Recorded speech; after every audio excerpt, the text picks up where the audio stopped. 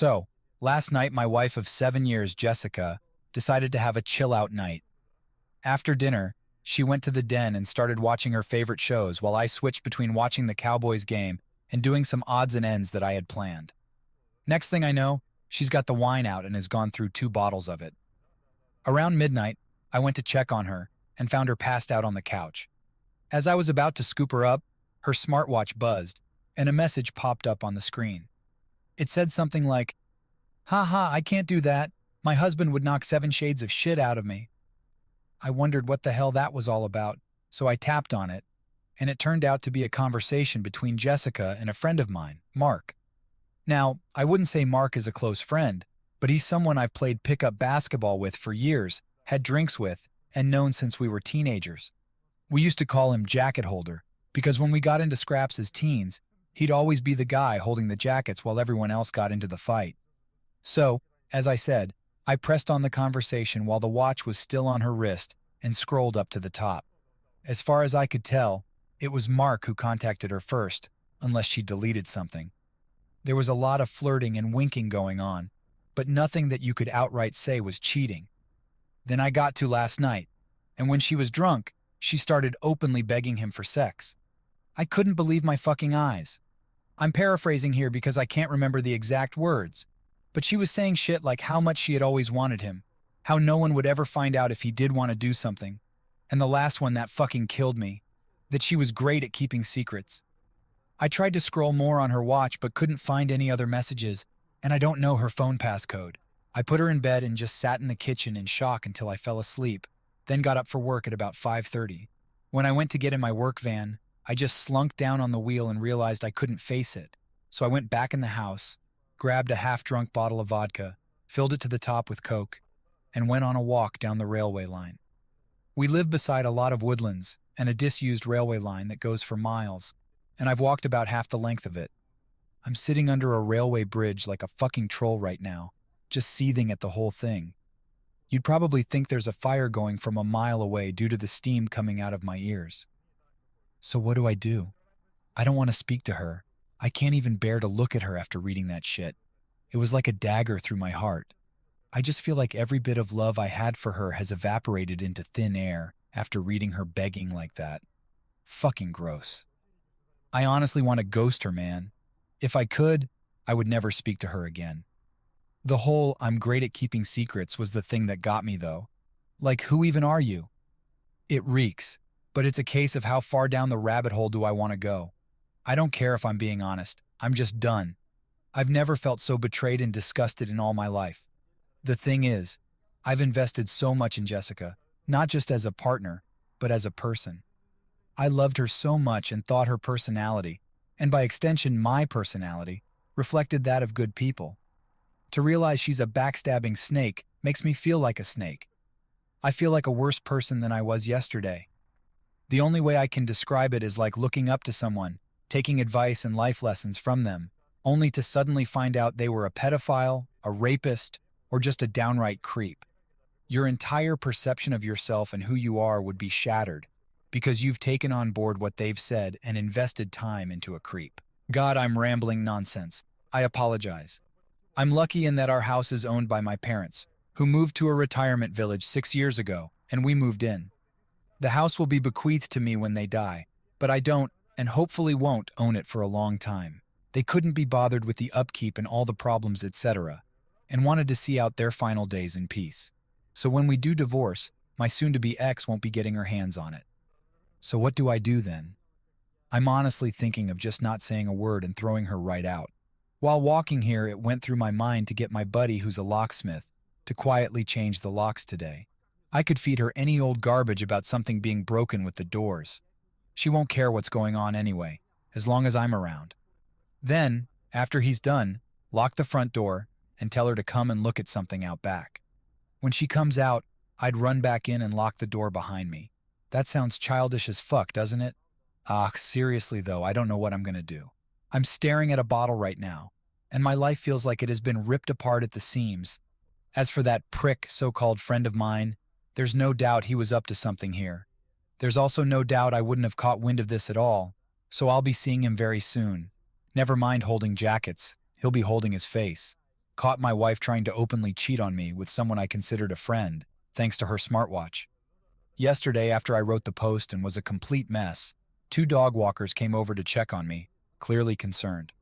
I spilled everything to them, and the first thing one of them told me was, "Son, the worst thing you can do right now is drink.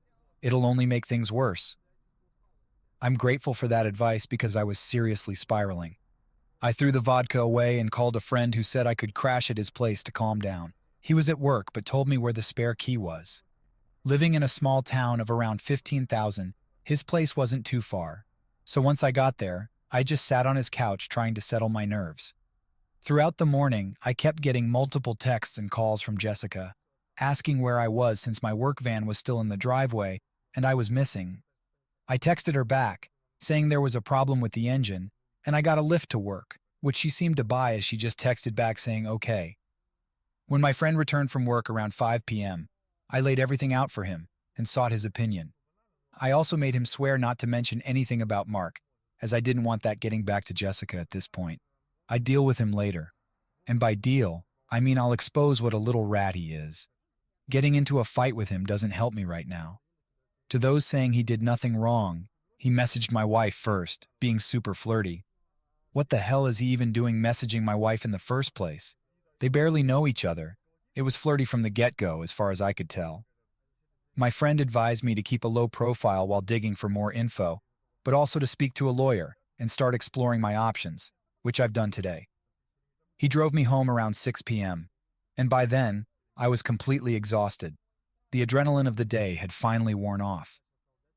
The second I walked through the door, I knew something was off, as Jessica immediately started grilling me with questions about work. She wondered why I cared about the day's details, since I'd left my big flask and lunch bag in the front seat of my van, and she sensed something was up. I was too drained to keep up any pretenses, so I just blurted out that when I was putting her drunk ass to bed last night, a message popped up on her smartwatch which I read, along with all the others, and that she was a fucking disgusting cheat that I wanted nothing more to take part in. Her confident, arms-crossed demeanor shifted to that of a scared little girl in a split second. "Great at keeping secrets, huh? Begging that little rat for sex, huh? Yep, read it all." She started sobbing uncontrollably, and I couldn't bear to look at her, so I just walked away and headed upstairs to take a shower. The water was scalding hot, but I didn't care. I needed something to snap me out of the shock. When I got out, I found her sitting on the top stair, still crying, and that's when the excuses started pouring out of her mouth. She claimed she was drunk and vulnerable, that she had never done anything like this before. She said Mark had messaged her first, and it didn't mean anything. She was never going to go through with it. She was saying everything I had expected her to say, as if she had a playbook right in front of her. The only thing she didn't do was try to blame me for her actions. She probably knew that if she tried that shit, I would have thrown her out the door right then and there. I told her without any hesitation that I wanted a divorce and that she needed to be out of the house within a month. I also told her that from now on, she would be sleeping in the spare room. Since then, I've been pretty much ignoring her, just scowling at her and shaking my head whenever she starts talking nonsense. I don't want to hear her pathetic excuses. They mean nothing to me now. Last night, she slept in the spare room, and today I've kept my distance, not speaking to or texting her at all. Part of me hopes she'll be gone when I get back from work, but I know my luck isn't that good. As for getting her out of the house, I was discussing the situation with my parents, and my mother was adamant that I shouldn't throw Jessica out onto the streets. She and my mother have always been close, ever since we started dating almost 11 years ago. My mother believes she just made a mistake and thinks we should work things out like adults, reminding me of all we've been through together and pointing out that it was just words and nothing more. She completely took Jessica's side over mine, and I couldn't believe it. This makes me wonder if I have any right to ask Jessica to leave if my mother is against it. It's going to be my house when my parents pass, and I did nothing wrong, so I'm not leaving. It feels like it's going to turn into a War of the Roses, Part 2. The situation is so tangled up now, and I'm not sure what to do. I've managed to get an appointment with a divorce lawyer for next week, so I'll be discussing my options then. Until that point, I guess I'm just going to keep ignoring my soon-to-be ex-wife. I doubt she'll admit to anything else now. I'll never truly know if she was just a great liar or if she was just feeding him lines to set up an affair. The uncertainty gnaws at me, but there's nothing I can do until I speak with the lawyer. I'm sorry for the delay in the update. I just got the chance to write this now as I'm finishing work. My mind has been a whirlwind of thoughts and emotions, and it's hard to keep everything straight. Every time I think about what happened, it's like a fresh wound tearing open. Well, I guess it's time to head back to the funhouse. My life has turned into a complete nightmare, and I don't see any way out of this mess anytime soon. It's now been 20 days since I found out my wife, Jessica, was trying to cheat on me with my friend Mark, and the situation has become hellish. I gave her a month to get out, and she's been sleeping in the spare room, but it's clear now she doesn't have any intention of leaving, especially after she got in the ear of my mother. Jessica claims she doesn't have anywhere to go, but that's not my problem. I've seen my divorce lawyer multiple times, and am now in the process of drawing up a divorce petition and having her served with divorce papers. I've also opened my own bank account and taken 50% of the balance from our shared account. The atmosphere around the house has been tense and awkward, to say the least. The living room has turned into a no-man's land where no one frequents as we both spend the majority of our time in our rooms. I've also intentionally been working late a lot so I don't have to interact with her much. I had been completely ignoring her, but after reading about the 180 strategy, I started implementing that and have been civil, if a little cold, towards her. I'm so glad I did this because I was beginning to feel like a monster for refusing to acknowledge her existence. Ignoring her completely was not the right way to behave, and I ended up feeling like I was the one who had wronged her, rather than the other way around. The only time I broke from the 180 was when I walked into the bathroom last week and found her sitting on the floor by the bath, crying. I helped her up and instinctively hugged her, though it was more of a there type hug than one with much love attached to it. The sad thing is that I'm so suspicious of her now that I wouldn't put it past her to be waiting for me to come in so she could put on a performance. The thing is, that probably isn't even true, but this is the sort of shit that's going through my head in this environment. It's just toxic. Jessica's been going on and on about how she'll do anything and everything to save this marriage, anything to prove to me that it was just a silly mistake. So, I brought up a lie detector test. I don't actually plan on ever getting one done, wouldn't even know where to start. I just wanted to gauge her reaction. She was all for it. Well, until a few hours later, when she came to me with a tablet in hand, going on about how inaccurate they are, how anxiety and nervousness can throw up false readings, and how with her anxiety disorder and all, it wouldn't be reliable. I just laughed. It wasn't even a normal chuckle. It started as a bit of a cackle and ended in a childish giggle. It appears she would do everything to save this marriage. Well, everything except take a lie detector test, that is. Living in this house with her has been nothing short of unbearable. Every time I see her, I'm reminded of her betrayal, and it eats away at me. I can't even relax in my own home. The constant tension, the cold civility, it's exhausting. I never thought I'd be in this position, feeling like a stranger in my own life. It's like living in a bad dream that I can't wake up from. At work, I try to stay focused, but my mind keeps drifting back to the mess at home. My colleagues have noticed I'm not myself, but I can't bring myself to talk about it with them. It's too personal, too raw.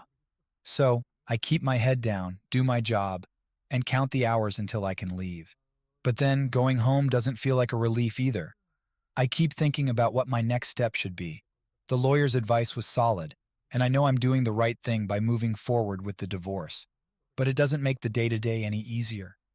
Seeing Jessica every day, dealing with her attempts to make amends, and managing my own anger and hurt, it's a lot to handle. Some days I feel like I'm just going through the motions, trying to get through each day without breaking down. I know I need to stay strong and keep moving forward, but it's hard. I never thought I'd be here, dealing with a wife who betrayed me and a friend who was part of it. It's like my whole world has been turned upside down, and I'm just trying to find my footing again. The lawyer's appointment next week should help clarify things, give me a clearer path forward. Until then, I'll just keep doing what I've been doing, working late, avoiding Jessica as much as possible, and trying to keep my sanity intact. It doesn't even matter anymore. I meant what I said in my original post. Every bit of love I had for Jessica evaporated into thin air after I read her say those horrible things. I don't see her as my true love anymore, the person I could tell anything to and would trust with my life. Now I just see trash. Trash that needs to be taken out before it stinks the place up. Mark, or jacket holder, has been the talk of the town since I exposed him to our friend group a few weeks back. It's safe to say he has no friends left among us and has been completely ostracized. I tried calling him a few times, but he refused to answer and then blocked my number. Screw that little rat. I hope it was worth it for him. I've had multiple heated conversations with my mother about this, and during one particularly intense argument, I asked her why she was taking Jessica's side. Was there something she wasn't telling me? What was she expecting? Us to live like roommates, pretend like nothing happened. It's ridiculous. She said she has always seen Jessica as the daughter she never had but always wanted. My mother had a stillborn daughter before I was born, and it has haunted her ever since. She latched on to Jessica from the moment we got together, and they have had a close bond ever since. The fact that Jessica doesn't have any family and only a few friends who have their own busy lives and families means if I threw her out, she would be all alone. My mom thinks that's unacceptable, especially during a pandemic. She tried to get me to come to a compromise, saying that in 3 or 4 months, we should reassess the situation and see where we are mentally. She's pushing me to try couples counseling before I throw in the towel. I'm not doing that. The thought of being in the same house as Jessica over Christmas makes me feel ill. She'll want to do Christmas right as she does every year, and it'll be a complete shit show. My dad, God love him, has never been much of a talker. He's a quiet, proud, but timid man, and my mother's word has always been the one that matters in our house. Living in this tense environment is draining. The awkward silences, the fake civility, the constant tension, it's unbearable. I've been working late, trying to avoid coming home, but I know that's just a temporary solution. Every time I walk through the door, I'm reminded of the betrayal, the lies, the trust that's been shattered. It's like living in a prison where the warden is someone you once loved and trusted. I've been spending a lot of time reflecting on our relationship, trying to understand how we got here. Was it always doomed to fail? Did I miss the signs? Or was this a sudden betrayal that blindsided me? These questions haunt me, but I know that dwelling on them won't change anything. The reality is that Jessica broke our trust, and there's no coming back from that. I've been seeing a divorce lawyer, and we're moving forward with the paperwork. I've opened a new bank account and taken my share of our joint funds. It's a step towards reclaiming my independence, but it feels hollow. I never wanted things to end this way, but I know it's the only path forward. My friends have been supportive, but it's hard to talk about this with them. They're shocked, angry on my behalf, but they can't fully understand the depth of the betrayal I feel. It's something I have to process on my own, and that's a lonely road to walk. I keep thinking about what my future will look like. The thought of starting over is daunting, but I know I can't stay in this toxic situation. I need to find a way to rebuild my life, to find happiness again. It won't be easy, but I have to believe it's possible. For now, I'm taking it one day at a time, trying to focus on the practical steps I need to take. The lawyer's appointment next week will help clarify things, give me a clearer path forward. Until then, I'll just keep doing what I've been doing, working late, avoiding Jessica as much as possible, and trying to keep my sanity intact. It's a rough road, but I know I'm doing the right thing. I deserve better than this.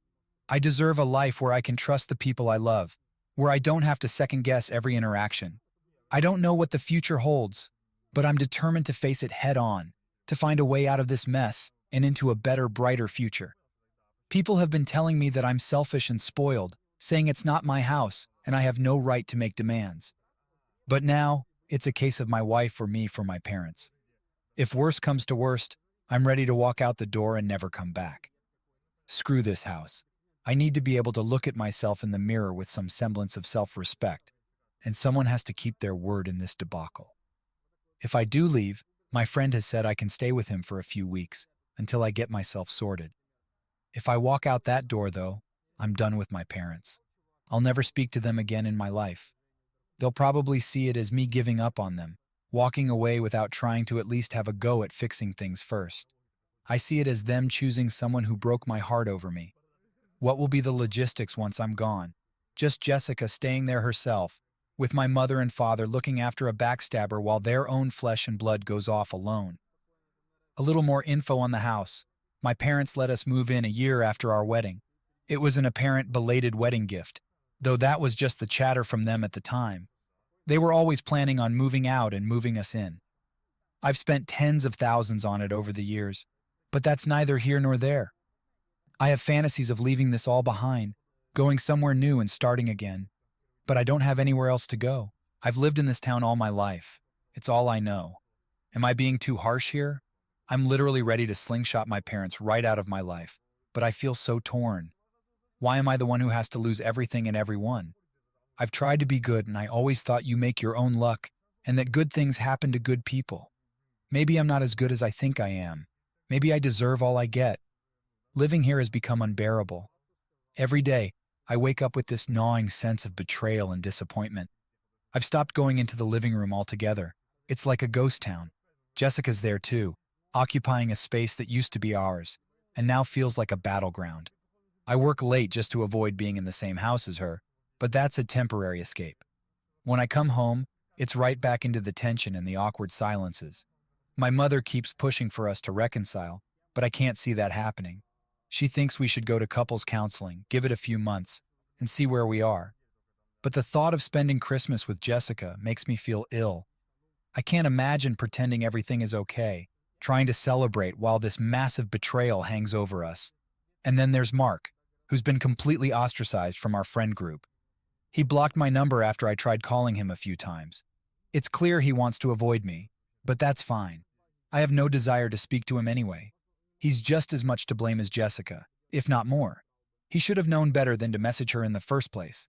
The house, my parents, my so-called friend, my wife, it's all too much. The dreams of starting over somewhere new keep creeping into my thoughts. I imagine packing up and leaving, finding a place where I can start fresh without all this baggage. But that's just a fantasy.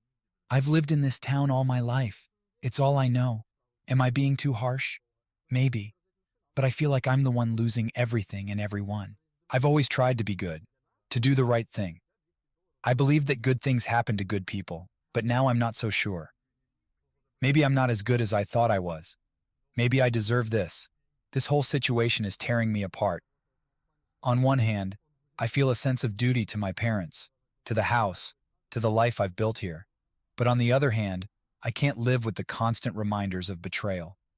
I need to find a way to move forward, to reclaim some sense of normalcy and peace.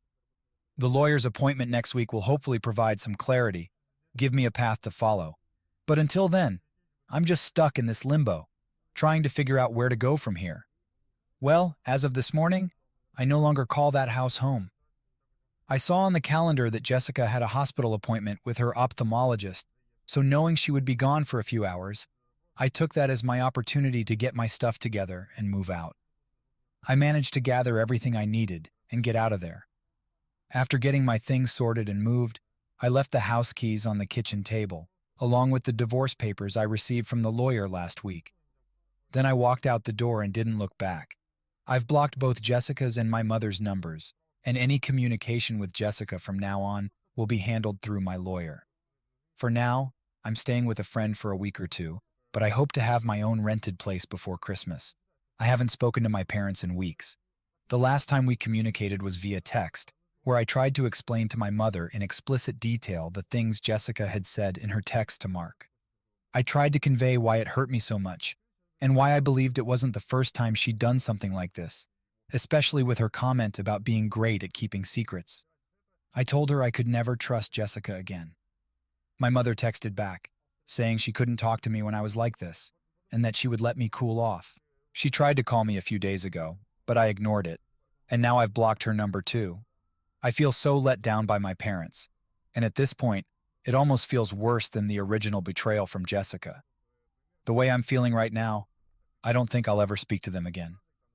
In times of strife, you look to your family to be strong for you, to be a rock and give you, the wronged one, support. My parents have been weak. They've made me feel like the one in the wrong, like I'm overreacting, and that it's me ripping this family apart. But it's not. I never asked them to move mountains for me, just to move my cheating wife out of the house, and they made their choice. My father also had the chance to put his foot down for once in his life and stand up for me, but he didn't. You make your choices, and you live with them, I guess. It's just incredibly disappointing to realize that the people you thought you could count on the most have failed you. My mother's attachment to Jessica and my father's inability to stand up to her have left me feeling abandoned and alone. I'm trying to stay focused on the future now, finding a new place, settling into a new routine, and rebuilding my life without Jessica or my parents. It's hard to imagine a future where they aren't a part of it, but their lack of support and understanding has made it clear that I need to move on without them. This whole ordeal has been a wake-up call about who I can really rely on, and unfortunately, my parents didn't make the cut. I've got to look out for myself now. I need to find a way to be happy again, to trust again, and to build a new life from the ashes of this disaster. It won't be easy, but I have to believe that it's possible. I have to believe that there's something better out there for me, away from the betrayal and the heartache. For now, I'll take it one day at a time. I'll work on securing a new place, getting my life in order, and focusing on my own well-being. It's a tough road ahead, but I'm determined to walk it, even if I have to do it alone. Reading some of the comments on here from my previous posts, people have been saying things like, "I threw in the towel so easily. I was looking for a way out, and I didn't love my wife because I didn't try hard enough to save things." But that's not true. I loved Jessica more than anyone on this earth, and I was broken when I discovered what she was doing. We all have boundaries, and once those boundaries have been crossed, things change irrevocably. When I read those horrible texts, something changed inside of me. I fell out of love with her, like being snapped out of a spell in a movie. Anything tried after that is just delaying the inevitable. I have to say that I'm curious about the dynamic of their relationship now that I'm gone. Are my parents going to continue supporting Jessica, knowing it has cost them their relationship with their son? It's baffling to me that they would choose her over me, but that's the reality I'm facing. As for me, I'd love to travel. Jessica hated flying, so most of our holidays had been to southern England, to places like Newquay and Torquay and Cornwall and Devon. It would be great to travel abroad again. The last time I was abroad was when I was 20, for a mate's holiday in Greece, so 13 years ago. I'd love to see a bit of America, so once this pandemic calms down, I've definitely got my sights set on the States. The idea of traveling excites me, giving me something positive to focus on amidst all this turmoil, exploring new places, experiencing different cultures, and just getting away from everything here sounds like exactly what I need. I'm looking forward to the day I can board a plane and leave all this behind, even if just for a little while. The road ahead is uncertain, but I'm determined to make the best of it. I need to find a new place to live, settle into a new routine, and start rebuilding my life. It's going to be a challenge, but I'm ready to face it head on. I've realized that I can't rely on anyone else to make things better for me. I have to do it myself. And while it's daunting, it's also empowering. So to everyone who thinks I gave up too easily, know this. I fought hard for my marriage for 7 years. I gave it everything I had. But there comes a point when you have to recognize that some things are beyond saving. When trust is shattered so completely, when love turns to resentment, staying together only prolongs the pain. I made the choice to walk away not because I didn't care, but because I care about my own well-being and future. I deserve to be happy, to feel respected and valued. And if that means starting over, then so be it. I'm taking each day as it comes, trying to focus on the positives and what lies ahead. There's a whole world out there waiting to be explored, and I'm eager to see where this new journey will take me. Whether it's traveling to America or finding peace in a new routine, I'm ready to embrace whatever comes next. It's a new chapter, and I'm going to make it a good one. I had made my decisions and done what I said I would, but I got a phone call this morning that has dragged me back into the mire. I've moved 15 miles away, changed my phone number, and am still in the process of divorcing Jessica. She has completely ignored all the requests from my divorce lawyer to cooperate, which has hindered things. We're now in the process of putting in an application for deemed service and trying to have her served officially by the courts. If she continues to ignore it, I can proceed with the divorce without her input. This morning while at work, I got a phone call from my friend telling me that my dad was trying to get in touch because my mother is not well and wanted to know if he could give him my number. I said okay, and my dad phoned to tell me my mom is in the hospital.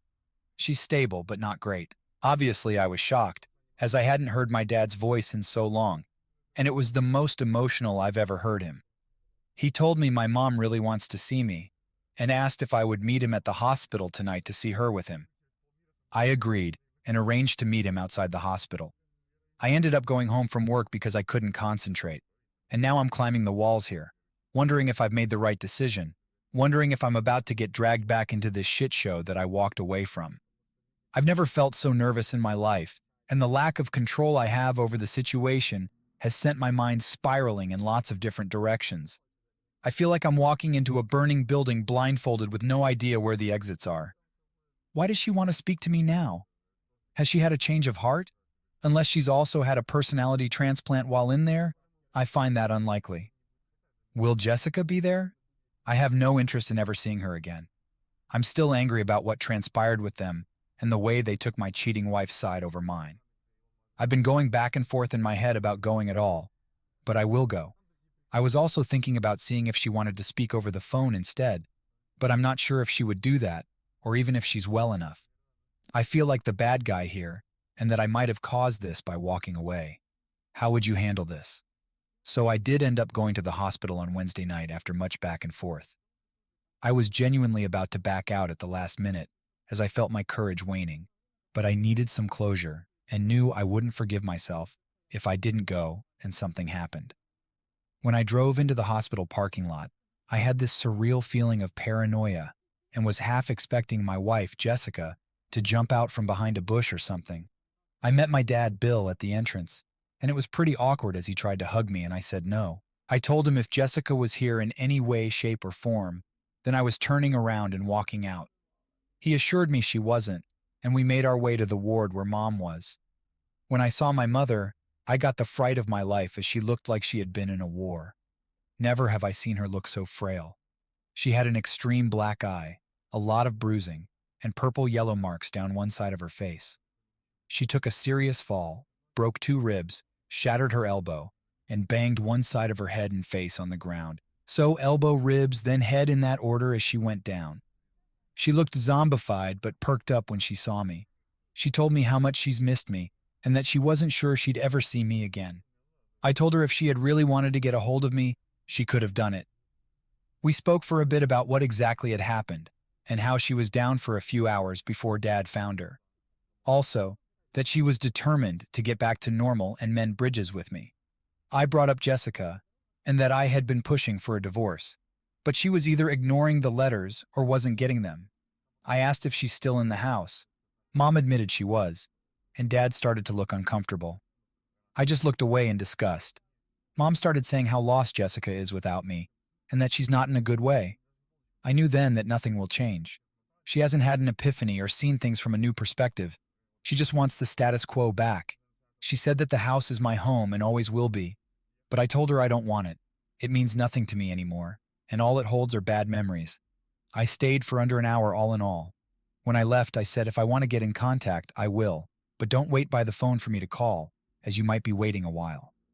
When Dad walked me out, he asked if I would keep in touch with him, and I said I would. Whether that's right or wrong, I don't know. Time will tell. When I got home, my emotions were a bit all over the place, from sadness to anger, but I'm glad I went. Couldn't help but think about Jessica as well, and what she once meant to me. It'll never not hurt. When I think about everything that's happened in the last 7 months, it honestly doesn't feel real. The speed at which everything fell apart was just mind-blowing. I know life comes at you fast, especially when you're not paying attention. And I wasn't paying attention. It was just sheer luck I found out about her trying to cheat on me. Cosmic coincidence, nothing more. I never saw the signs or put everything together. I just saw something on her watch, and it tore my life apart. I know now that it wasn't the only time. I know it in my heart. I see what she is and feel no love for her, only contempt. I feel she stole the best years of my life. When I think about all the good times, they're just soured. It feels like someone else's life, not mine. My friend Mike was saying I should see a therapist or something to try and let everything out, or else this will fundamentally change who I am and the way I build relationships going forward. That's something I'm going to do, I think, as I do feel a bit broken inside. The last 7 months have been the worst of my life, but I'd rather they happened than been kept in the dark. I'm just hurt that it happened the way it did, but you can't choose the way someone screws you over, I suppose. You just have to learn from it. I remember reading about loyalty being the most undervalued character trait, and I see that now. It's probably because you don't really know if someone is truly loyal to you until, well, they're not. It's not something you deal with every day, but now more than ever, I know how important a trait it is. Well, it's been a year since my first post on Reddit, so I thought it'd be fitting to give one last update and close this chapter here. First off, I'm now officially divorced. It feels like a weight has been lifted, but also a definitive end to what was nearly a third of my life. About a month ago, I actually saw my ex-wife, Jessica, for the first time since last December. I was walking into a store downtown after visiting a friend, and she was coming out just as I was entering. We both wore masks, but I recognized her immediately, and our eyes met. She mumbled something I couldn't make out, and then we just kind of stared at each other for a few seconds before I walked inside. As I was browsing the aisles, this wave of sadness hit me, and I had to take a minute to compose myself. It just goes to show, all it takes is one look to feel like you're back to square one. Do I miss her? No. I miss the person I thought she was, but that person never really existed, if she ever did. I don't wish her harm or hardship, though. I really don't. I just refuse to carry forward any longer with hatred in my heart. It only burdens me in the end. I also found out from a friend's girlfriend that she thought she saw Jessica all over another guy outside a pub in the city a couple of years ago. She never mentioned it to me, or my friend, because she wasn't sure it was her and didn't want to meddle. I'm extremely pissed off with her as that information could have saved me a lot of heartache if I'd known sooner. It's hardly conclusive, but I could have checked if Jessica was out that night, and it would have helped me a lot. Now I know why I've never liked her. One of the reasons we wanted to book a flight to New York in October, apart from wanting to see NY in autumn, was that the travel ban between the USA and UK was supposed to be lifting in September for fully vaccinated travelers. Unfortunately, that's now been pushed back to November 8th, which has put our plans in limbo. My friend can't get time off work until the new year, so if I go, I'll have to go alone, which sucks since we were both invested in going together. I'm pretty set on going in the new year with him, though I'll have to think things through more thoroughly. One thing this pandemic has consistently been able to do is throw up curveballs, so I really can't complain or say I'm surprised. I'll get there, though, by hook or by crook. This is just the start of my journey in that regard, remember? I'm struggling with my feelings towards my parents. All I feel is complete apathy. I'm just having a difficult time feeling anything, and no matter how hard I try, I don't think that'll change. My dad has tried to rebuild our relationship, but I just don't care anymore. That might sound harsh, but it's the truth. I said in my last post that I wanted them to put the house in my name, though I haven't followed up on that. I think I was just angry at the time and wanted to assert some dominance at the outset of our conversations, but I really couldn't care less about that house. I'd rather live in the house from Nightmare on Elm Street than there. It wouldn't change anything anyway. It can't turn back time or undo what they did. It's just the sad consequence of the choices they made. To anyone out there thinking of forgiving a cheater, please don't. You're flogging a dead horse. Don't be that person, desperately scrambling to put out fires started by your cheating partner while they gleefully reignite them.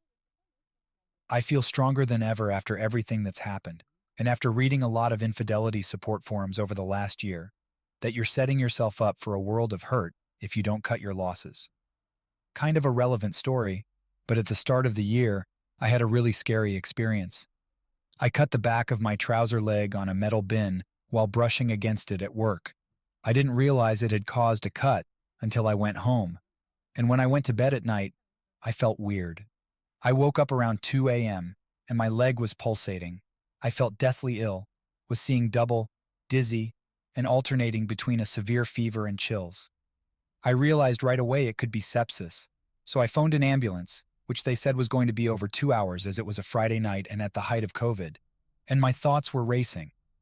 I reckon there are times in your life, when all's said and done, that you can point to and say, things were on a knife edge that day, and could have gone either way. I shudder to think what would have happened had I not reached out for help here, or seen those dog walkers. I'd likely have been blackout drunk, at death's door in a ditch somewhere, or in jail for firing Darren, aka Jacket Holder, straight through his damn window frame after tearing through his house like a tornado. Honestly, it frightens me to think where I'd have ended up if things had gone south.